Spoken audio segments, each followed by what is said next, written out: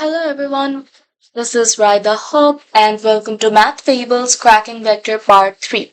So, what did we learn in Part 1 and 2? So, we have by now learned all the definitions, we are familiar with all the concepts, and in today's video, we will be focusing on all the calculations, all the formulas, and how to approach the all the sums with all the different methods. It will be all simplified into some very specific rules. So let's get started. To begin with, we will build upon the concepts that we had learned earlier, which is the shortest or the perpendicular distance between 2 points. So far we mostly dealt with two variables x and y. So we know that vector is a 3D concept. So over there we will have a third variable, which is the z variable. So just like in the previous formula where it was x2 minus x1 whole square plus y2 minus y1 whole square, which you had to root of the entire thing. Before rooting, now you also have to add the third variable, which is z2 minus z1 whole square. So that's it. Moving on to our second concept that we need to know, which is how to find the shortest or the perpendicular distance between a point and a line. So over here, our point is the point P, and our line is the arrow, which you can see over there, and O is the origin. So we need to find the distance PQ. So let Q be any point on the line where the equation of the line is R equals to A plus TB. So this is our equation of the variable where A is the position of a point, position vector of a point on the line. P is the scalar constant and B is the direction vector. So PQ will be OQ minus OP. So PQ will be the position vector of OQ minus the position vector of OP. So over here, one thing you need to notice that what is the position vector of OQ?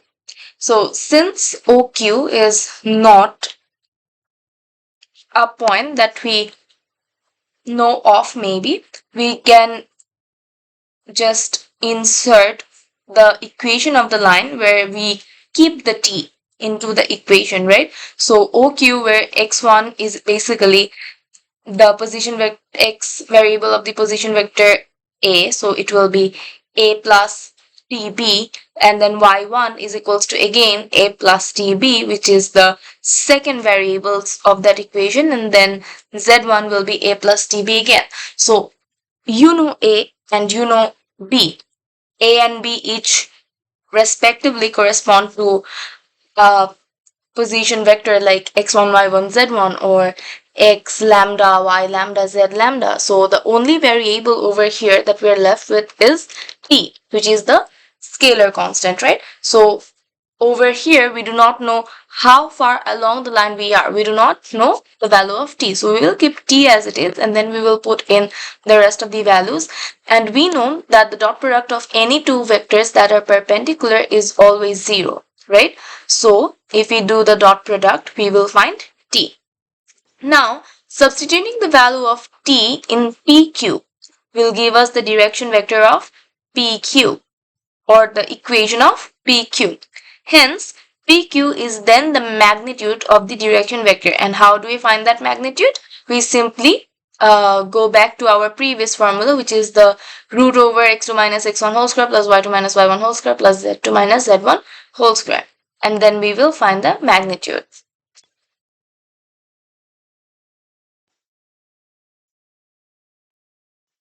So a small recap over here, because we need to be very clear with these concepts, right?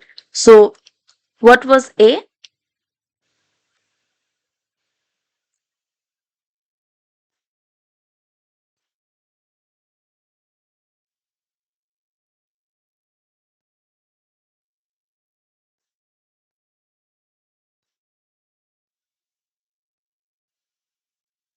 A was a variable, let's say 1, 2, 3. And then B was another variable.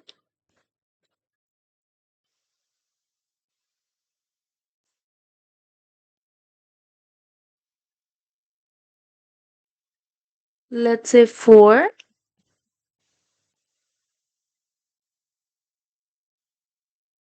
5 and 6, right? So in this equation, we know all of it. We know all of it. But what we do not know is in OQ. So what will be OQ? Since we do not know how far along the line is OQ, so if A is this and B is this, then OQ is simply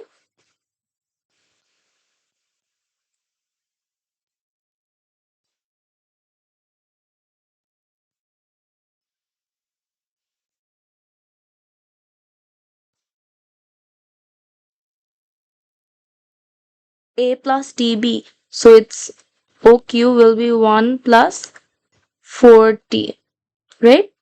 Then it will be 2 plus 5T.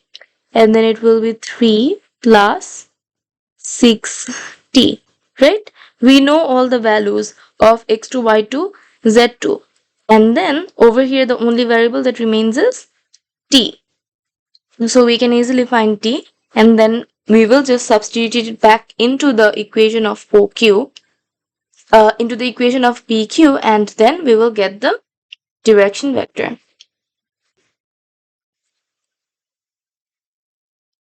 So that was our first method. Now we will look on to our second method of doing it, which is using the cross product. So now we had done it using the dot product. Now we will do it using the cross product. So let's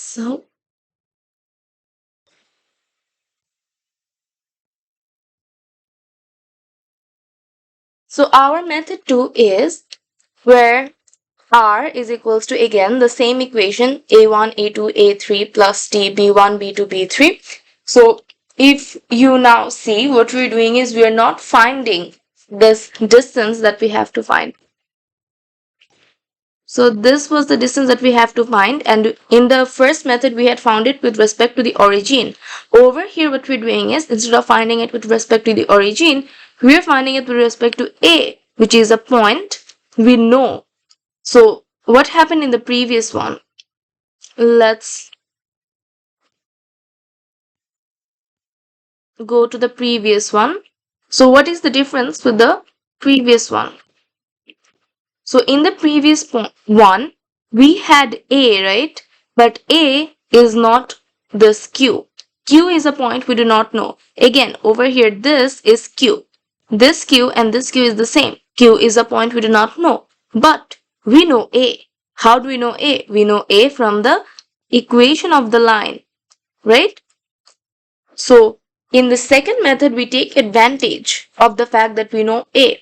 So over here, you can see that if we extrapolate or draw an imaginary line from A to the point P, which is the point we have from which we have to find the distance, you can see that the distance that we have to find is AP sine theta, right?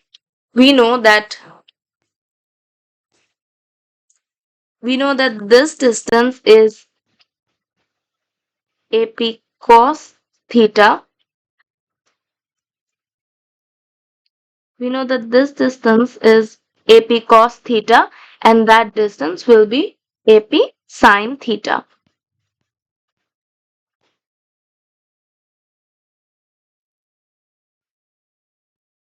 I am so this is AP cos theta, and this is AP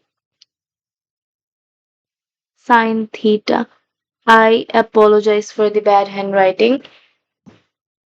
Now, so if simply multiply the unit vector with AP sine theta, we obtain the distance, right? So why do we need to multiply it with the unit vector? It is because otherwise we do not know how long along the direction vector Q exists. We need to simplify it down by dividing it with the unit vector. Okay. So if we so the distance becomes AP into the magnitude of the unit vector theta, right? So that is equivalent to AP into the cross product of the u, which is the unit vector of the direction vector of the line. So that is AP into the direction vector of the line divided by the magnitude of the direction vector. So what is a unit vector? It is simply the direction vector of the line divided by the magnitude of the direction vector.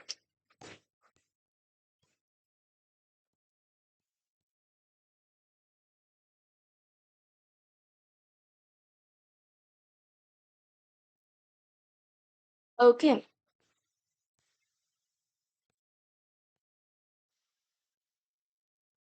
So now we can erase all this.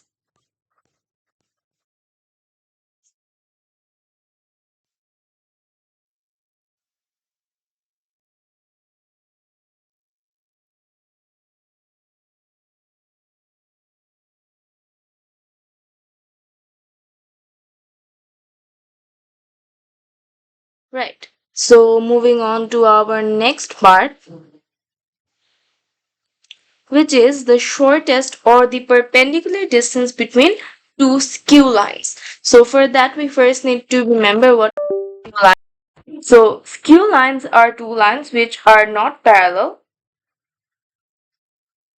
to each other.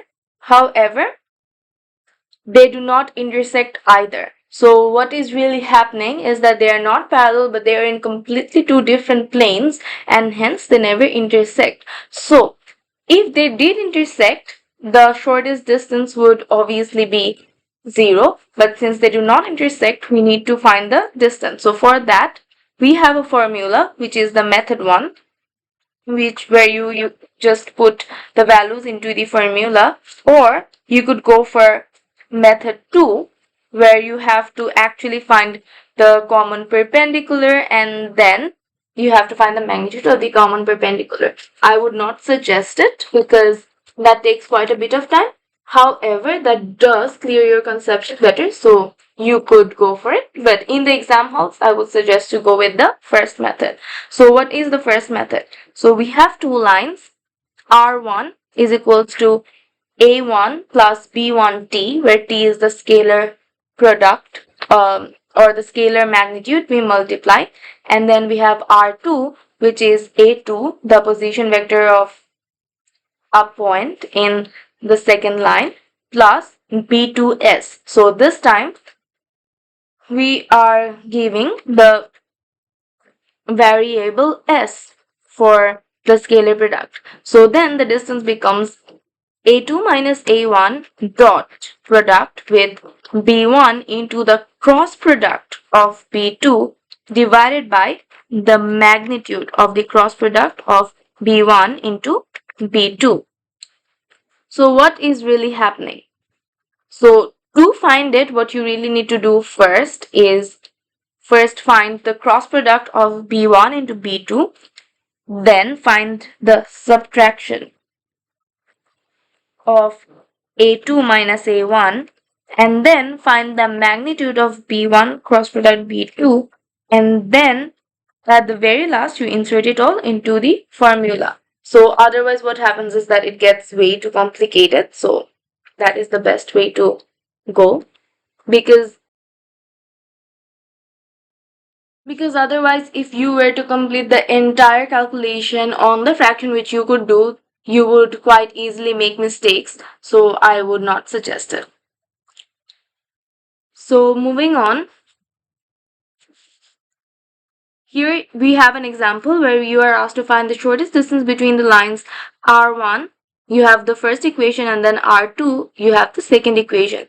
So I will ask you guys to pause the video, take some time, solve it, and then solve it using the equation that's already given over here, and then come back and match the answer. I'm talking about this equation, right? Solve it.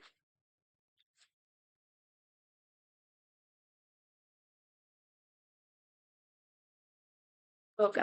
So I am hoping that by now you have solved it and then you have resumed the video. So I will move on to the solution and explain the solution to you. So first we have to find the direction vector ST. So what is ST? ST is A2 minus A1. So you have the position vectors of 2 points on the two lines, and then subtracting it you get ST.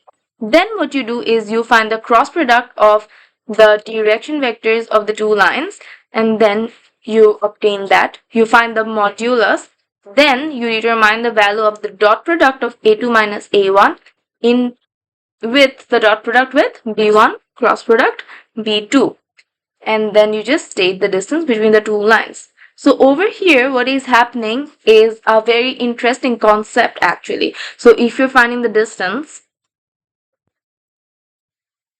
and then the distance is coming 0, what does that signify? It signifies that the lines are not skew lines at all. They were actually intersecting.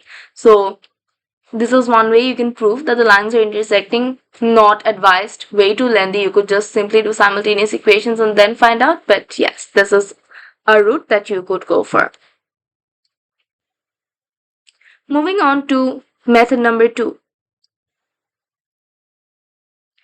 So in method number 2, what we do is we find the equation of the common perpendicular between the two lines, and then we find the magnitude of the common perpendicular. You know how to find the magnitude of the common perpendicular.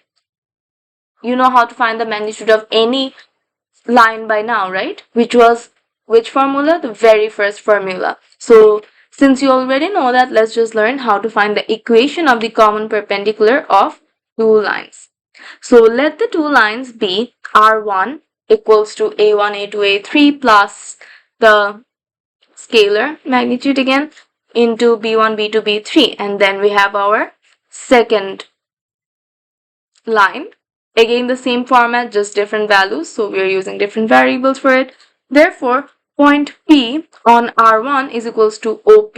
So it's any random point on R1 which we do not know. We do not know the exact position vector of that point P. So that is why the scalar product or the variable T has to be retained, right? So similarly for point Q, the variable S has to be retained. So now we know that PQ will be OQ minus OP, and PQ, since it is perpendicular to both the lines, it needs also to be perpendicular to the direction vector of both the lines, right? And what else do we know? We know that the dot product of any two vectors that are perpendicular always gives 0. So since we have two variables, for PQ we have the variable S and we have the variable T, we need two simultaneous equations to solve it. We know for two variables we need two simultaneous equations. Similarly, if there were three variables, we would need three simultaneous equations and so on. So here we do get the two simultaneous equations, where once we're equating PQ with we're doing the dot product of PQ with the direction vector of R1, and then we're doing the dot product of it with the direction vector of R2, which is the second line, and both of these dot products will equal to 0. You, by solving the simultaneous equations, you obtain the value of T and S, and substituting them back into the equation of PQ will give you the equation of the common perpendicular. Now going back to this one over here, the method 2. So now how do you find the magnitude of the common perpendicular? You simply you have the equation of PQ in this format, x1, y1, z1. So simply find the root over of x1 square plus y1 square plus z1 square, you'll get the magnitude. So let's try out a sum to make our concepts clear.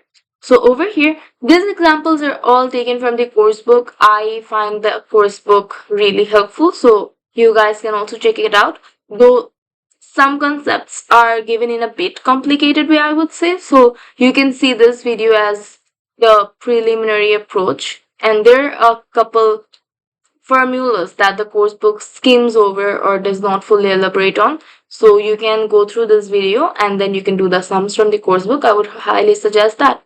So here you have a sum. I would ask you guys to read it thoroughly, pause the video, attempt it on your own, and then resume the video and see the solution.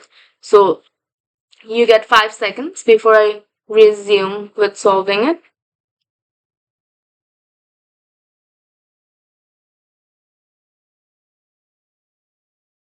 So, hello everyone. I hope that by now you guys have attempted it and have obtained the correct answer. So, let's see if it was correct. And you have not, there is nothing to worry about. This is the very first sum we're doing of this formula. You will get in touch with it very soon. Don't worry. Just keep practicing and don't lose hope. So, first, what we do is I am keeping the upper part over here so that you can actually go back and trace the steps. So you can see, oh, over here we're doing it. Yes, it was written that over top. So the steps, so that you can maintain the steps, right? So first, we have to state the position vectors of P and Q.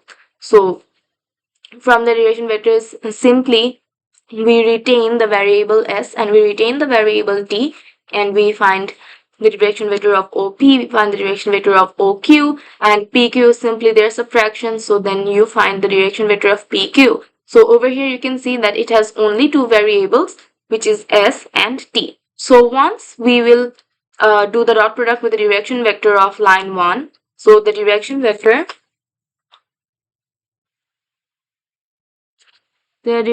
is this part, which is multiplied with the variable s over here, and the direction vector for R2 is the one which is multiplied with t over here. So if you do the dot product with once the direction vector of line 1 and once with the direction vector of line 2, you get two equations, two simultaneous equations, and when you solve them, so the two simultaneous equations they found was this.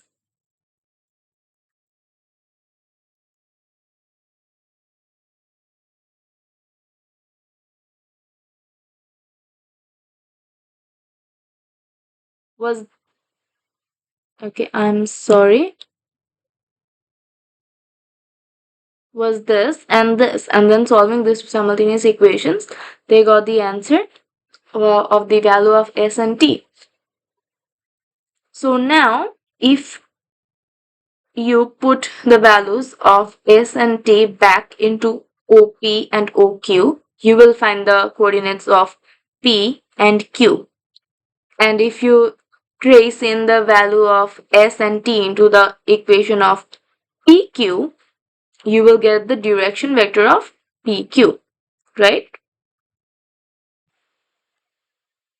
So as you can see over here, they plugged it back into the equations of OP and OQ to find P and Q position vector respectively, but we do not need that honestly over here. We could simply plug it back to the equation of PQ and we will get the same result. So let's try it out. Why not, right?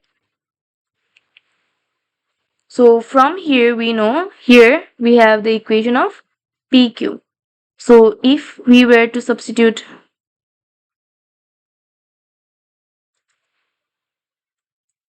sorry, not here, here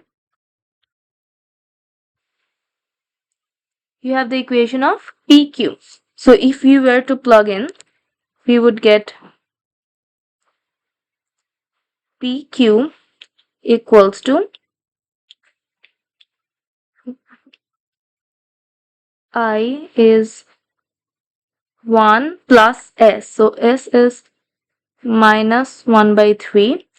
1 plus S minus T. So minus 1, which is our I, which is the first variable. Then we have the second variable, which is minus 2 minus 2s. So minus 2s will be plus 2 by 3 plus t. So plus 1, this is j, and then we have plus 1 by 3k. So this is equivalent to minus 1 by 3i minus 1 by 3j plus 1 by 3k. So simply, so what we are doing here, we are plugging it back into the equation of PQ rather than the equation of OP and OQ respectively, which they did over here, right? So And then from over here we get that PQ is 1 by 3 square, which is 1 by 9, plus 1 by 3 square, which is 1 by 9 plus 1 by 9. So you get root over 1 by 3, which is equivalent to 1 by root 3. So that is equivalent to root 3 by 3. So you understood the difference, right?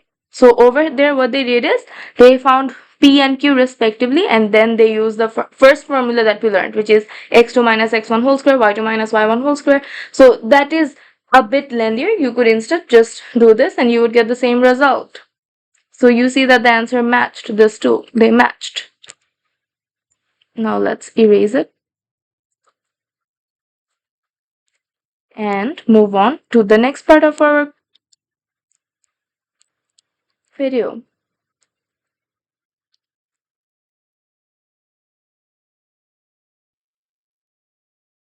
So now what we will do is we will find the equation of a plane. So to find the equation of a plane, we need 3 points. Given that the plane contains the points A, B, C. So to find the equation of the plane, what you need is you either need 3 points or you need 2 lines. Okay? Or you need a line and a point which does not lie on the line. So we will learn all these variations, don't worry. So let's start with the first variation, which is containing 3 points. So over here what we do first is you find the equation of 2 lines which are not parallel. So once you connect A and B and then you connect A and C to find 2 lines. So let's find the direction vector of AB and CA. So over here they found the equation BA and CA. So you know how to find BA. It's OA minus OB. Then CA is OA minus OC. And then what they did is they wrote down the vector equation of the plane. So you know how to write the vector equation down, right? So first you need to write a position vector, then you need to write a direction vector with a variable, multiplied with a variable, and then another direction vector multiplied by a variable. So here you have our position vector, they used B, then they have BA, they have CA, all multiplied with a separate variable. And then from there they found the equation of the normal.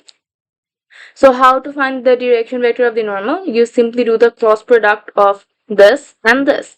So by doing the cross product of this two, you got minus 6i minus 6j plus 36k. So as we know that direction vector just represents a direction, it does not represent any magnitude. So you can simply simplify it and divide the entire thing with 6.